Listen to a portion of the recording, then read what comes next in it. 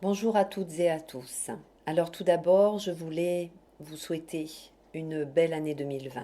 C'est une année qui est attendue par beaucoup, puisque énormément de gens, que ce soit en numérologie, en astrologie, ou même au niveau des personnes qui ont des capacités médiumniques, bref, tout le monde parle énormément de cette année 2020. Astrologiquement parlant, c'est une année extrêmement puissante. Numérologiquement parlant, nous avons un double 20, le 2 qui est marqué donc en numérologie et qui est intensifié par le 0, et tout ceci étant en double 20-20. Voilà, donc la dernière fois que nous avons eu cette configuration de double chiffre, c'était en 1919 et ça ne se reproduira pas avant 2121. Ces doubles numéros que sont 20-20 déjà nous donnent des informations par rapport à la vibration du numéro 2. Alors le 2, on pourrait dire, c'est le chiffre de l'assemblage, c'est toi plus moi. C'est aussi un aspect de soi-même avec un autre aspect de soi-même. C'est pas toujours à l'extérieur que ça se passe. Il peut y avoir aussi une réunion des contraires à l'intérieur de soi, une gémellité en fait, avec différents aspects de soi-même.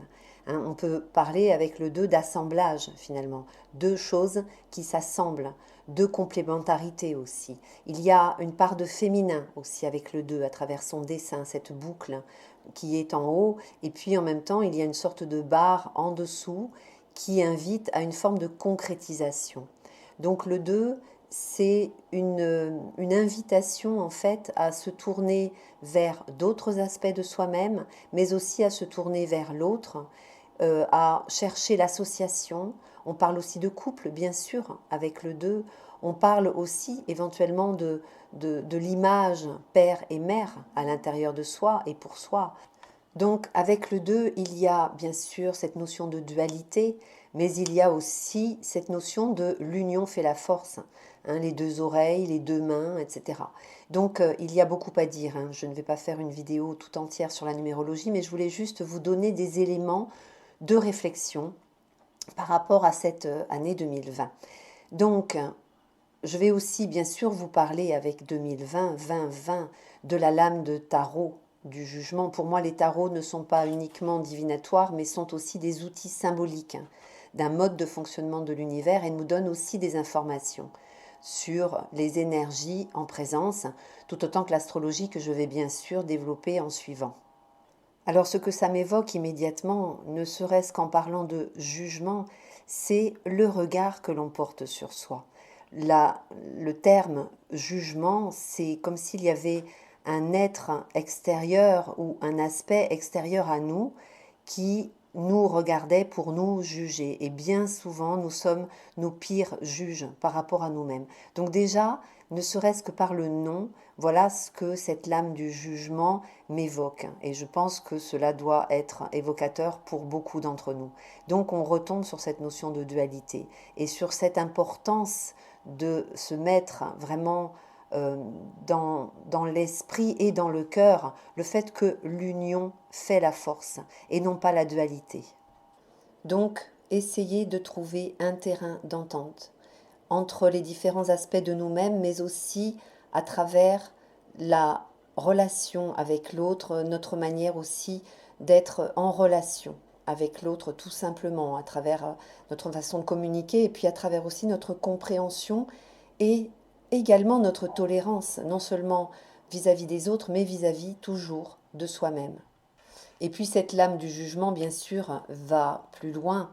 La lame du jugement, c'est aussi le principe à travers son dessin, à travers les personnages qui sont présents et puis la scène que cette lame représente.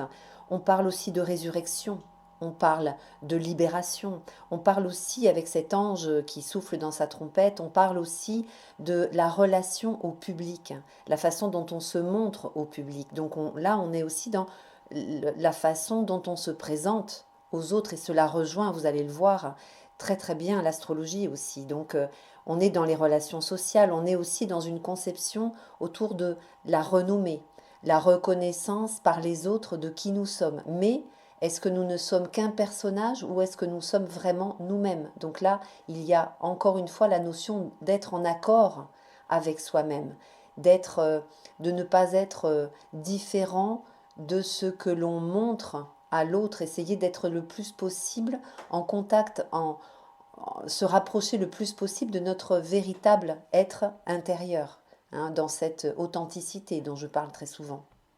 Et donc aussi avec la lame du jugement, il y a ce qui est soudain aussi, ce qui est une sorte d'état de grâce, à un moment donné, une inspiration, quelque chose qui arrive de manière soudaine. Alors ça peut être bien sûr une prise de conscience qui va bouleverser et qui va créer des remous intérieurs et puis aussi des remous par rapport aux actions, par rapport aux actes, mais cela peut encore une fois être aussi comme une libération. Donc cette année 2020, avec tout son mouvement, avec tout ce qui est présent là, est comme une sorte, moi je la vis comme une injonction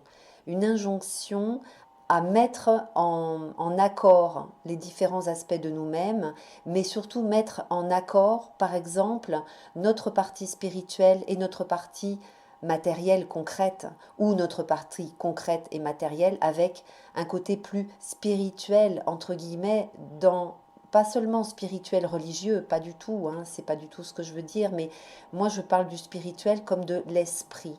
On est aussi dans un contexte où on parle de plus en plus de conscience. Alors bien sûr, la conscience était un terme qui était énormément utilisé par les personnes en développement personnel. Tout ça, c'est entre guillemets, ce sont des termes aujourd'hui qu'on entend sans arrêt, mais on ne sait plus très bien à quoi ça correspond, c'est quoi le développement personnel. Mais en fait, c'est pour moi, hein, le développement personnel, la spiritualité, la partie spirituelle, c'est aussi, ça peut être aussi une façon de se comprendre, un décodage finalement de notre inconscient.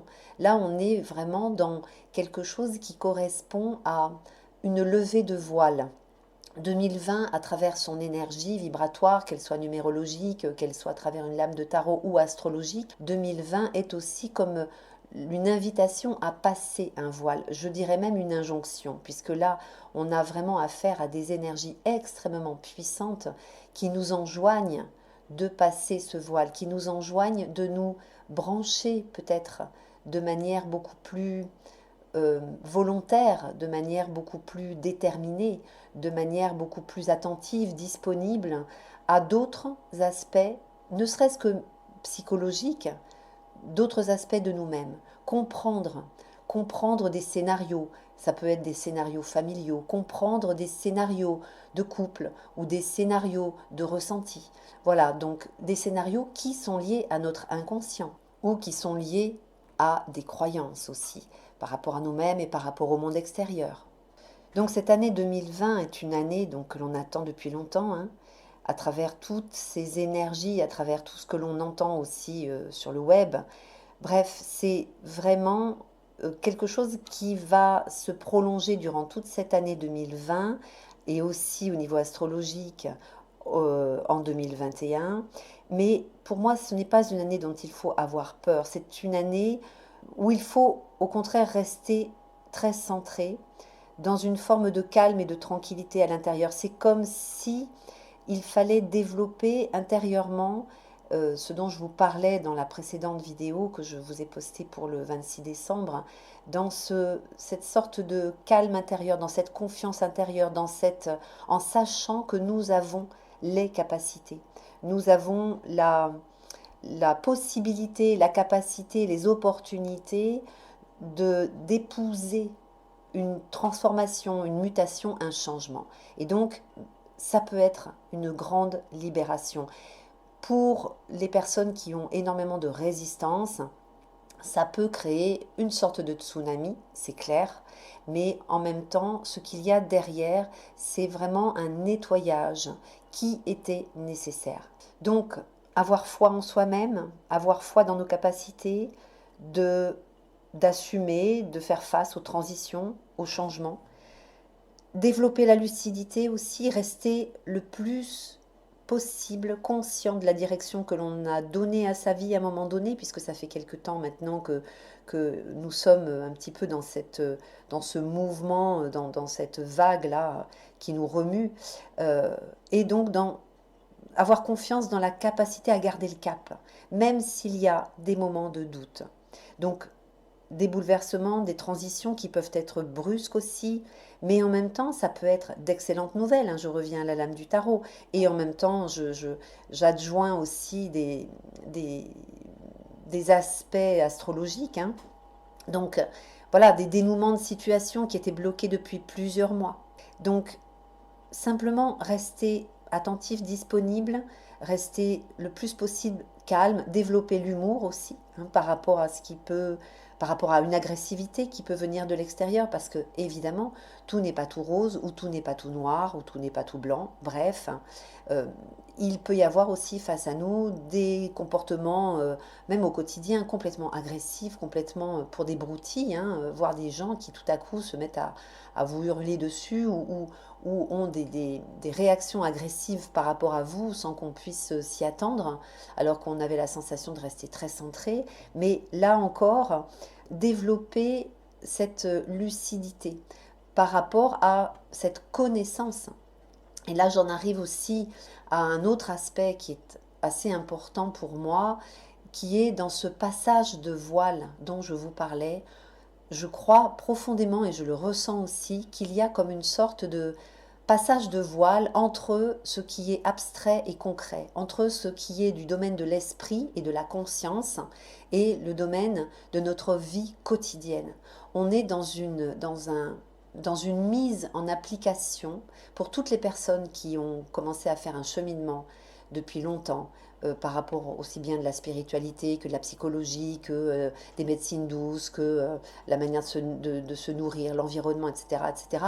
On est dans une mise en application au quotidien pour soi-même et dans une prise de responsabilité par rapport aux autres aussi et par rapport à, à nos actes. On est dans cette injonction, dans cette invitation extrêmement forte et puissante de mettre en application. On est dans une concrétisation, dans une demande de concrétisation de ce que l'on a compris. Et ce passage de voile aussi, c'est comme si il y avait des prises de conscience qui nous permettaient de mûrir d'une certaine façon. C'est-à-dire, c'est comme, par exemple, si vous vous posez la question de ce que vous pensiez lorsque vous étiez adolescent, admettons, vous voyez les choses d'une certaine façon. Vous voyez bien qu'il y a un grand écart. Eh bien, c'est comme si cet écart, lorsque vous voyez cette différence, c'est comme si le temps s'était rétracté et que ce passage se faisait très vite. Et c'est ça qui justement est complètement bouleversant parce que c'est comme si cette levée de voile, ce rideau tout à coup qui se lève sur autre chose, sur une autre conscience, sur une autre vision, sur une autre lucidité, sur d'autres conceptions ou sur d'autres possibilités d'ailleurs de mettre en route ce en quoi l'on croit, eh bien, soit évidemment bouleversant, mais soit en même temps énorme. Ça crée vraiment un mouvement qui est très puissant et qui peut nous emmener bien plus loin qu'on ne pensait. Ça, j'en ai parlé aussi lors de ma précédente vidéo. Alors, ce que je voulais dire aussi, c'est que je ne parle pas en termes de conscience, je ne parle pas en termes de hiérarchie. C'est-à-dire que chacun dans notre domaine, il peut y avoir ce passage de voile.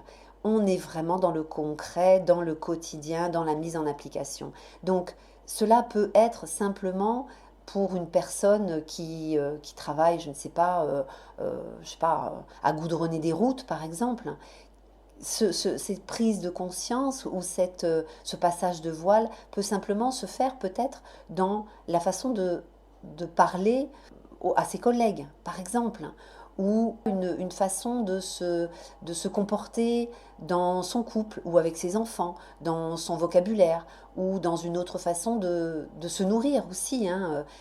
Bon, on peut vraiment mettre ça à toutes les sauces en fonction de notre quotidien, mais nous sommes dans le quotidien.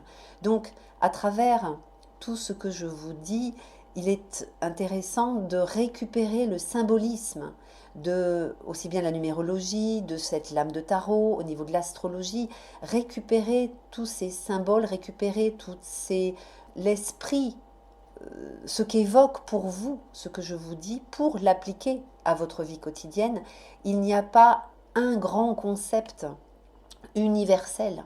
On est tous concernés dans une vie pratique quotidienne, dans une façon vraiment de vivre notre quotidien d'être incarné. On est dans cette conception de l'incarnation qui donne une autre dimension à notre humanité, notre façon de considérer les animaux, de traiter les animaux, donc de se nourrir, une autre façon de pouvoir, par exemple, créer un mouvement ou s'associer dans le sens de l'environnement, etc.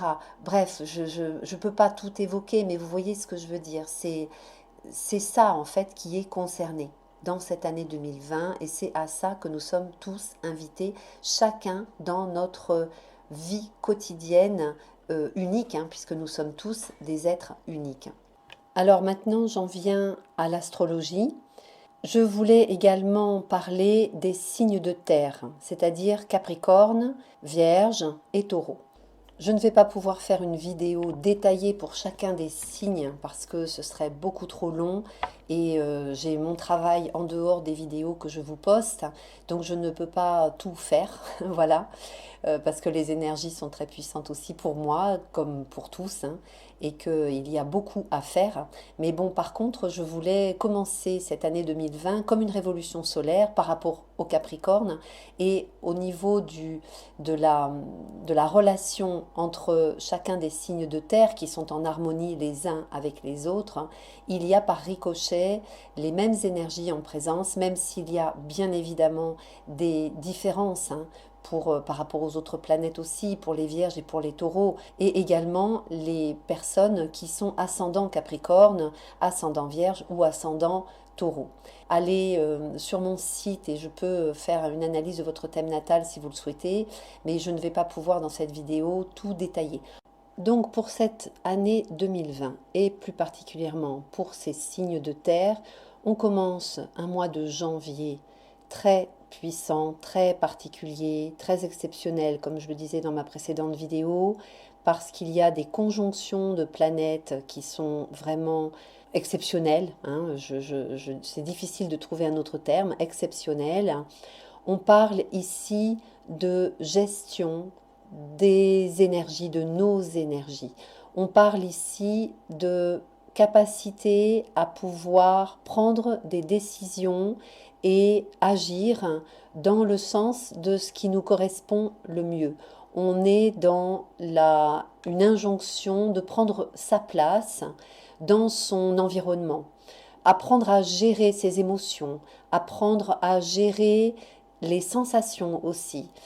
Il y aura certainement des opportunités de prise de conscience à travers des rencontres, à travers des événements, à travers ce que l'on ressent. Il peut y avoir aussi comme des formes de synchronicité qui peuvent se passer à travers donc des possibilités auxquelles on n'avait pas pensé avant. On nous parle de recherche d'équilibre, de recherche de bon jugement. Hein, il y a une notion de bon sens aussi. On est dans l'affirmation calme et tranquille de ce dont on a besoin et de ce qui pour nous est essentiel. Hein, aller à l'essentiel. On a cette faculté, cette possibilité éventuellement, et si on ne l'a pas, il faut la chercher, de se mettre en valeur, mais de se mettre en valeur dans son humanité. C'est quelque chose de très important. On est vraiment dans une capacité de remise en question de l'extérieur, mais sans vouloir casser, sans vouloir détruire, sans jugement quelque part, sans jugement péremptoire, pardon. Quelque chose qui conduit les jugements péremptoires ou le fait de vouloir casser, détruire, rejeter, etc., ça conduit toujours à une prise de pouvoir sur l'autre. Et là, on n'est pas du tout dans la prise de pouvoir. On est dans la connexion avec les capacités. Hein. Ne pas oublier qu'il faut sortir de la dualité. Enfin, il faut. C'est vrai que je n'aime pas ces conceptions, il faut, on doit, etc. Mais là, il y a vraiment cette importance de prendre conscience que nous fonctionnons beaucoup dans la dualité, dans l'auto-jugement, dans le jugement de l'extérieur. Quand on ne comprend pas, on juge et on rejette. Il y a cette prise de conscience de sortir de ce mode de fonctionnement. Et on retrouve d'ailleurs ce mode de fonctionnement dans tous les domaines, hein, y compris dans cette sorte de hiérarchie spirituelle, hein, ou même dans ces domaines-là où on est plus ou moins évolué. Il n'y a la hiérarchie maintenant n'est plus n'a plus le même sens. Il y a à voir à quel point on peut être différent, à quel point effectivement on peut être dans des contraires, pourquoi pas, mais chercher la complémentarité et non plus l'opposition. C'est une conception vraiment tournée vers l'humain. C'est aussi, il peut y avoir des ouvertures sur des conceptions du mode de fonctionnement de l'univers qui sont différentes. Il pourrait y avoir de grandes découvertes, en tout cas des recherches qui sont faites sur la notion de conscience. Il y a déjà bien sûr des personnes qui se sont qui s'occupent de ce domaine-là et qui se sont vraiment consacrés depuis plusieurs années à cette notion de conscience. Voilà, je pense bien sûr à Jean-Jacques Charbonnier, je pense aussi à d'autres personnes qui sont beaucoup en Suisse, où il y a aussi le nom m'échappe, mais il y a une organisation, une association à Lyon qui fait aussi des recherches sur toutes les notions de conscience. Il y a des conférences qui sont organisées. Bon, bref. Voilà, donc ce sont des associations d'individus qui peuvent créer des structures autonomes, indépendantes, indépendantes de l'État, indépendantes même financières, en tout cas qui essayent d'être indépendantes financièrement, voire même des structures, enfin, il y a cette forme d'indépendance par rapport aux structures établies, je dirais. Et c'est ça qui est recherché, c'est ça qui peut se, se trouver en fait, trouver des solutions dans ce sens-là. L'autonomie, l'indépendance par rapport à des structures établies et bien sûr ne pas être déstructuré. Il est très important de pouvoir gérer, de pouvoir canaliser, de pouvoir comment dire, de pouvoir accompagner. Hein, je pense à la notion d'électricité, je pense à l'électricité. Lorsque l'on a découvert l'électricité, c'était quelque chose d'extraordinaire, mais l'électricité mal gérée, mal contrôlée, ça détruit. Alors qu'en fait, l'électricité, lorsqu'elle est bien gérée, c'est absolument fabuleux. Et pour moi, c'est un petit peu le même type d'ouverture à quelque chose qu'on ne connaît pas encore qui est en train de se passer. Donc on est encore dans le tâtonnement et en même temps, il faut apprendre à gérer, il faut apprendre à canaliser pour que cela puisse avoir des répercussions dans nos vies quotidiennes qui peuvent être fabuleuses, tout comme l'électricité, mais accompagnées et structurées aussi. Il y a une nécessité de récupérer ce qui est positif et ce qui nous permet de fonctionner comme une colonne vertébrale pour pouvoir utiliser tout ce que l'on découvre, tout ce que l'on appréhende, tout ce que l'on capte, tout ce que l'on comprend. Donc par exemple, il y a aussi un autre exemple qui me vient, c'est en ce moment l'hypnose. L'hypnose qui se développe de plus en plus. Là, on est dans la découverte de toute une partie inconsciente de l'être humain. Mais ce n'est pas pour se déconnecter de notre réalité. C'est uniquement pour pouvoir avoir d'autres clés, essayer de découvrir d'autres aspects de soi pour récupérer ces aspects de soi-même et s'en servir pour fonctionner d'une manière qui nous correspond plus profondément. C'est ça en fait le travail sur l'hypnose. C'est canaliser, se faire accompagner pour pouvoir découvrir, canaliser d'autres aspects inconscients de nous-mêmes pour pouvoir les mettre, les faire émerger à la conscience pour pouvoir être encore plus soi-même, pour pouvoir découvrir un autre potentiel finalement de nous-mêmes. C'est ça l'hypnose. Donc on est vraiment dans ce mouvement-là. Donc je pense que 2020-2021 va vraiment voir le développement de l'hypnose comme étant un outil extraordinaire. Il n'y a pas que l'hypnose, il y aura bien sûr d'autres choses aussi, hein, évidemment, mais c'est ce qui me vient, l'électricité, l'hypnose et plein d'autres choses aussi. Il y a cette notion de conscience, ce développement de la conscience et des consciences et surtout la découverte de ce à quoi amène la conscience, l'inconscient aussi, l'inconscient de l'humain, de l'individu. Hein. On parle énormément de tous ces pourcentages du cerveau qu'on ne connaît pas, etc. Voilà, tout ça, tout un monde souterrain, je dirais, tout un monde encore inconnu vers lequel on se dirige, mais qui ne doit pas rester déconnecté de notre réalité au quotidien. Donc 2020, c'est ça.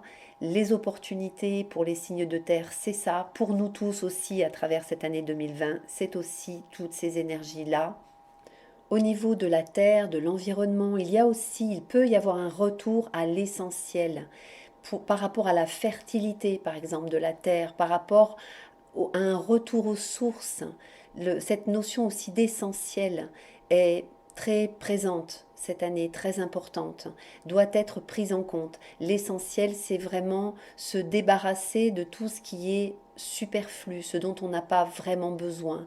Ça n'est pas un retour à l'âge de pierre pour se débarrasser du matérialisme, entre guillemets, attention à la dualité, encore une fois, mais créer d'autres méthodes, par exemple au niveau agricole, créer d'autres méthodes d'apprentissage, de compréhension, créer d'autres structures, d'autres associations pour fonctionner. Donc on voit aujourd'hui émerger de plus en plus les espaces de coworking, par exemple. Voilà, tout ça, c'est tout ce qui vient à nous cette année, toutes ces visions, ces autres conceptions qui émergent.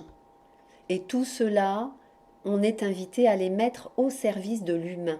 On est invité à les mettre au service de soi-même, de notre propre individualité, donc par rapport à nos besoins, et non pas par rapport à nos envies, ce qui est différent, par rapport à nos besoins, par rapport à notre véritable nature, par rapport à ce qui nous appelle à l'intérieur de nous, ce qui nous fait vibrer profondément à l'intérieur de nous, donc cet essentiel-là pour nous.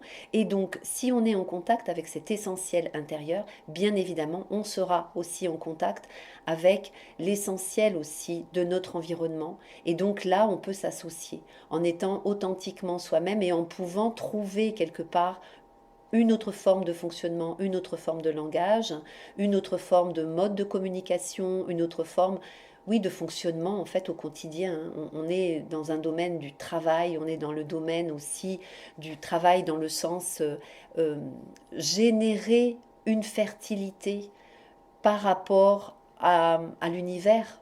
Le travail, finalement, on finit par oublier pourquoi on a cette notion de travail. Le travail, c'est trouver notre utilité dans, par rapport à nous-mêmes, comment on se sent utile et comment aussi on est utile dans notre environnement, pour l'environnement et pour l'univers aussi, pourquoi pas.